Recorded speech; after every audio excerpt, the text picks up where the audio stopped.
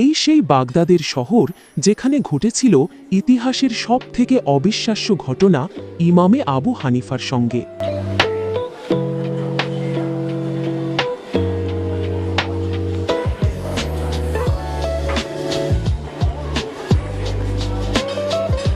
ইমামে আবু হানিফা ও নাস্তিকের ঐতিহাসিক বিতর্ক কাহিনী। একটি প্রাচীন বাগদাদ শহরের পরিবেশ। প্রিয় দর্শক, ইতিহাসের পাতা উল্টালে এমন কিছু ঘটনার সাক্ষী হওয়া যায় যা আমাদের ঈমানকে করে তোলে আরও শক্তিশালী। আজ থেকে প্রায় শত শত বৎসর আগে, যখন বাগদাদ ছিল জ্ঞানের রাজধানী, বাগদাদ এমন একটি জায়গা, পৃথিবীর যে কোনো মুসলমান এই জায়গাকে চেনে এবং জানে। সেই বাগদাদের মধ্যে একদিন এক নাস্তিক পণ্ডিতের আবির্ভাব ঘটে। সে তার কুযুক্তি দিয়ে সাধারণ মানুষের মনে সন্দেহের বীজ বুনে দিচ্ছিল। কিন্তু কে জানত, এক তরুণ ইমামের প্রখর বুদ্ধিমত্তার সামনে সেই নাস্তিকের বিশাল অহংকারের বালির বাঁধ এক নিমিষেই ভেঙে পড়ে। প্রিয় দর্শক, আজ আমরা জানব ইমামে আজম আবু হানিফা রাহমাতুল্লাহ আলাইহির জীবনের সেই অবিশ্বাস্য বিতর্কের কথা, যেখানে তিনি কোনো বইয়ের পাতা না খুললেই কেবল একটি নৌকার গল্প দিয়ে নাস্তিককে স্তব্ধ করে দিয়েছিলেন।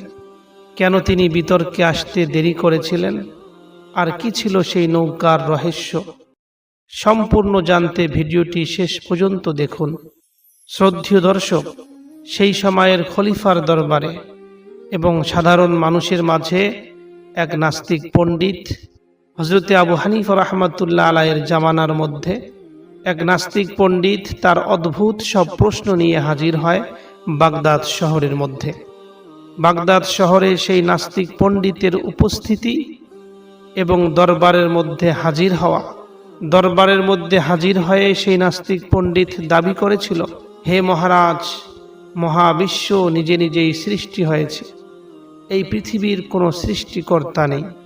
প্রিয় দর্শক, শহরের মাঝে বাজারের মধ্যে যেখানে যেখানে মানুষের সমাগম হয়, সেই সমস্ত জায়গায় দাঁড়িয়ে সেই নাস্তিক চিৎকার করে বলতেছিল, হে লোকেরা, তোমরা যাকে আল্লাহ বলো তাকে কি কেউ দেখেছে? যদি কেউ দেখে না থাকে তবে আল্লাহ আছে, এ কথা কেন বিশ্বাস করো? এই নাস্তিক পণ্ডিত একদিন এক ভিড়ের মধ্যে গিয়ে এইভাবে বলে, অপরদিন অন্য কোনো ভিড়ের মধ্যে গিয়ে এইভাবে বলে, কখনো বাজারের মধ্যে গিয়ে এইভাবে বলে, আর এদিকে সারা বাগদাদ জুড়ে হাহাকার পড়ে যায়। বড় বড় আলিমদের সেই পণ্ডিত তর্কে কোণঠাসা করে ফেলেছে। কেউ তার প্রশ্নের উত্তর দিতে পারছে না। তাকে দেখলে সবাই ভয় করতে শুরু করেছে। শহরের সর্বত্রে শুধু সেই পণ্ডিতেরই চর্চা। মানুষ ওই পণ্ডিতের প্রশ্নের উত্তর না দিতে পেরে সন্দেহের মধ্যে পড়ে যাচ্ছিল। এইভাবে বেশ কিছুদিন কেটে যায়। অবশেষে খলিফা এবং সাধারণ মানুষ সিদ্ধান্ত নিলেন যে এই নাস্তিকের একটি চূড়ান্ত সমাধান হওয়া দরকার, নইলে শহরের লোকেদের ঈমান নষ্ট হয়ে যাবে। সবাই স্থির করলেন এই কঠিন তর্কের দায়িত্ব দেওয়া হবে সেই সময়ের সেরা মেধাবী ইমাম, ইমামে আবু হানিফা রাহমাতুল্লাহ আলাইহিকে। সেই ইমামই পণ্ডিতের ব্যবস্থা নিতে পারে। সেই পণ্ডিতকে ইমাম আবু হানিফা একমাত্র লোক যাকে হারাতে পারে। সেই পণ্ডিতের সঙ্গে একটি দিন নির্ধারিত করা হলো, যেদিন পণ্ডিতের সঙ্গে ইমাম আবু হানিফার তর্ক হবে। অবশেষে সেই দিন চলে আসলো। দাজলা নদীর তীরে বিশাল মজলিস জড়ো হয়েছে। হাজার হাজার মানুষ অপেক্ষা করছে এই তর্ক বিতর্ক শোনার জন্য। সেই বিশাল বড় মজলিসের মধ্যে এক পাশে নাস্তিক এবং তার সঙ্গ পাঙ্গরা খুব গর্বের সঙ্গে বসে আছে। নাস্তিকেরা মনে করছে, আমাদের প্রশ্নের উত্তর এই পর্যন্ত কেউ দিতে পারে নাই, আজকেও কেউ আমাদের প্রশ্নের উত্তর দিতে পারবে না। প্রিয় দর্শক, ওই বিশাল বড় মজলিসের সময় বয়ে যাচ্ছে। দুপুর গড়িয়ে বিকেল হলো। পণ্ডিতরা দলবল নিয়ে গর্বের সহিত অপেক্ষা করছে, কিন্তু যার সঙ্গে তার বিতর্ক, ইমামে আবু হানিফার কোনো দেখা নেই। এইভাবে সময় কাটতে থাকে। যখন অনেক সময় চলে গেল, ইমাম আবু হানিফা ওই মজলিসের মধ্যে আসলো না।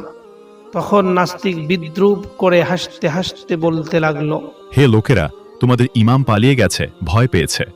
আর নাস্তিক তো আগে থেকেই গর্বিত ছিল যে আমার যুক্তির সামনে কোনো মানুষের কোনো ঠাঁই নাই। প্রিয় দর্শক, সাধারণ মুসলমানদের মনে তখন উৎকণ্ঠা জন্ম নিল যে এখন কি হবে, ইমাম সাহেব এখনো উপস্থিত হন নাই কেন? তবে কি এই নাস্তিক জিতে যাবে এই বিতর্কের মধ্যে? সাধারণ মানুষেরা আল্লাহর কাছে দোয়া করতে লাগলো, হে আল্লাহ, আমাদের ইমামকে তুমি সাহায্য করো।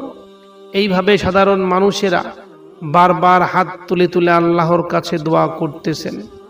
ঠিক যখন সূর্য ডুবু ডুবু অবস্থা, তখন দেখা গেল এক জরাজীর্ণ পোশাকে ধীরে ধীরে হেঁটে আসছেন ইমামে আবু হানিফা রাহমাতুল্লাহ আলাইহ। যখন ইমাম আবু হানিফা রাহমাতুল্লাহ আলাইহ উপস্থিত হলেন ওই মজলিসের মধ্যে, তখন নাস্তিক বললেন, হে ইমাম আবু হানিফা, আপনি এত দেরি করে আসতেন কেন? তবে আপনি কি আমাকে দেখে ভয় পেয়েছেন? আমাকে সবাই ভয় করে আমার প্রশ্নের উত্তর এখনো পর্যন্ত কেউ দিতে পারে নাই। এই কথা শুনে ইমামে আবু হানিফা বললেন, হে পণ্ডিত, আমি তো সময় মতোই আসতাম, কিন্তু নদীর ওপারে আমি যে ঘটনার সাক্ষী হয়েছি তা আমাকে আসতে বাধা প্রদান করেছে। ইমাম আবু হানিফা রাহমাতুল্লাহ আলাইহ বললেন, আমি নদীর ওপারে দাঁড়িয়েছিলাম নদী পার হওয়ার জন্য, কিন্তু কোনো নৌকা ছিল না। হঠাৎ দেখলাম বনের গাছগুলো নিজে নিজেই কেটে পড়ে গেল, সেই কাঠগুলো নিজে নিজেই তক্তা হয়ে গেল। কোনো কারিগর ছাড়াই তক্তাগুলো জোড়া লেগে একটি চমৎকার নৌকা তৈরি হয়ে গেল, আর সেই নৌকাটি নিজেই আমাকে পার করে এখানে এনে দিল। এই অবিশ্বাস্য দৃশ্য দেখতে দেখতেই আমার দেরি হয়ে গেছে, নইলে আমি তো আসল সময়ের মধ্যেই উপস্থিত হইতাম। ইমাম আবু হানিফা রাহমাতুল্লাহ আলাইহির এই কাহিনী শুনে নাস্তিকটি অট্ট হাসি দিয়ে বলল, হে ইমাম আবু হানিফা, আপনি কি পাগল হয়েছেন? কাঠ নিজে নিজে নৌকা হয়? কোনো কারিগর ছাড়া কোনো কিছু তৈরি হওয়া কি সম্ভব? আপনার মতন একজন জ্ঞানী মানুষ এমন গাঁজাখুরি গল্প বিশ্বাস করেন? ইমামে আবু হানিফা রাহমাতুল্লাহ আলাইহি মুচকি হাসলেন এবং ধীর কণ্ঠে বললেন, হে পণ্ডিত, একটি সামান্য নৌকা যদি কারিগর ছাড়া নিজে নিজে তৈরি হতে পারে না, তবে এই বিশাল আকাশ, সূর্য, চন্দ্র, নক্ষত্র এবং এই নিখুঁত মহাবিশ্ব কিভাবে কোনো স্রষ্টা ছাড়া নিজে নিজেই তৈরি হতে পারে? সম্মানীয় দর্শক, ইমাম আবু হানিফা রাহমাতুল্লাহ আলাইহির এই কথা বলার সঙ্গে সঙ্গে মুহূর্তের মধ্যে মজলিসে নীরবতা নেমে এলো। নাস্তিক পণ্ডিতের চেহারা ফ্যাকাশে হয়ে গেল। তার নিজের মুখ দিয়েই সে স্বীকার করে নিয়েছে যে স্রষ্টা ছাড়া সৃষ্টি অসম্ভব। প্রিয় দর্শক, এই বিতর্ক কেবল একটি ইমামে আবু হানিফা রাহমাতুল্লাহ আলাইহির জয় ছিল না, এটি ছিল সত্যের জয়। ইমামে আবু হানিফা রাহমাতুল্লাহ আলাইহি আমাদের শিখিয়ে গেছেন কিভাবে যুক্তি দিয়ে ইসলামের শ্রেষ্ঠত্ব প্রমাণ করতে হয়। প্রিয় দর্শক, আমাদেরও ঈমান যেন এমন শক্তিশালী হয়। আর ভিডিওটি ভালো লাগলে লাইক দিন এবং ঐতিহাসিক ঘটনাটি সবার সাথে শেয়ার করুন, তবে খুব ভালো করে উপলব্ধি করবেন। আমরা বারবার বিভিন্ন নাস্তিকের কাছ থেকে মোবাইলের মাধ্যমে শুনে থাকি যে যাকে আমরা বিশ্বাস যে আল্লাহর অস্তিত্ব নিয়ে তারা সর্বসময় প্রশ্ন করে থাকে, তাদের যুক্তি একটাই থাকে যে আল্লাহকে তো কেউ দেখে নাই, তাহলে তাকে বিশ্বাস করব কেন? প্রিয় দর্শক, একবার একদল নাস্তিক ইসলামের বিশ্বাস নিয়ে প্রশ্ন তুলতে শুরু করে। নাস্তিকরা মহান আলিম ইমামে আজম আবু হানিফা রাহমাতুল্লাহ আলাইহির কাছে এসে জিজ্ঞাসা করেন, হে ইমাম আবু হানিফা, আপনি কি বলতে পারেন আল্লাহ কোন দিকে রয়েছে?